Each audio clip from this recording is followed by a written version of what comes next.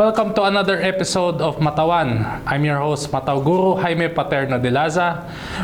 As a quick recap, I'm gonna say that I'm an expert of Filipino martial arts. It is under our national martial arts sport that I'm gonna promote today. As a national advocacy, I'm promoting this art for recreational and for self-defense. As you've seen in the headlines in many news today, that we are encountering different kinds of salvage of multiple women of different streets. Since that is happening, I would want to share my basic self-defense exercise, how to handle different knife situation. Direct assault from opponent. Okay, my student Jasper will demonstrate knife fighting. So this is a knife fighting. So we are training with dull blades or blunt blades so that you could be safe for use. We are a team of professionals, so don't try this at home without any expert supervision. Okay. So in the field of knife fighting, for example, pakal. So okay, so pakal ka. So in the field of knife fighting, you could cut the limbs of your opponents here. Okay? When somebody stabs you there, you could cut the limbs from there. Okay? Stab here. You could cut here. We call this cruzada. This is a cut there. So okay. So we can control the weapon. After that, we can stab. Okay? Get it?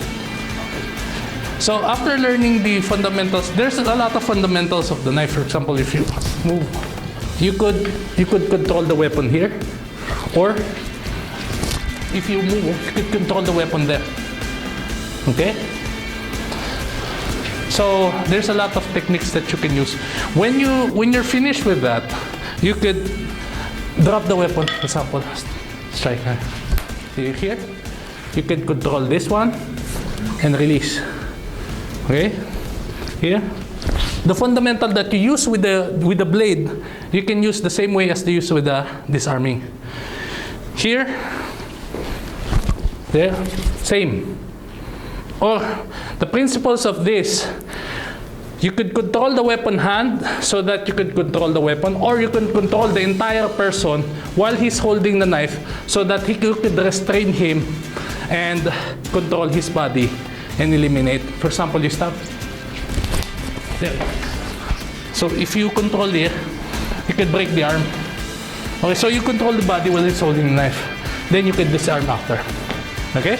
On the direct stab, for example, if you suddenly stab, you could control here. With the leverage of the blade, you block the block of the blade. The thing is, on disarming, there's the back of the blade, there's a side, and there's a bottom, and there's a tip. So if you can control this is the safe side. You could hold this, you could push this without being cut, the side and the back, or the entirety. Just don't hold this part. The front of the knuckle is the baseline of the edge. When you hold it, you get cut. When you hold it like this, you could control, you could disarm without holding the entire blade. Later, I'll demonstrate while using the real blade itself. But don't try this at home, okay? Alright, so 5 teros muna. So we're gonna demo here. You strike here. So you could control the body. You could control the body while holding the knife. And you can go down. When you kneel, the body will follow. Okay? Then after that, you can control the weapon. Exactly. Alright? So here, same thing. So here, you could control the neck going. If I kneel down, he's gonna come with me. After coming with me, I can get the weapon because I have his head. Okay? Later on, I'll teach you the situational self-defense when somebody's pointing like this and from behind. Just learn later on. So, okay, so, sorry. Okay. Right, so here, for example, if this is a wide attack, you could stop it with a block here. But when it is straight, you can pass. Okay, so that's the difference. So if somebody stop there, you could stop. A wide shot, you could control here.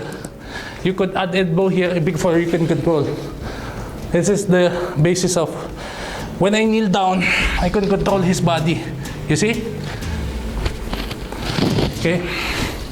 So this is the basis. You can control the body, or you could control the weapon hand. This one you control the weapon hand. See? Okay. So this is how you can control.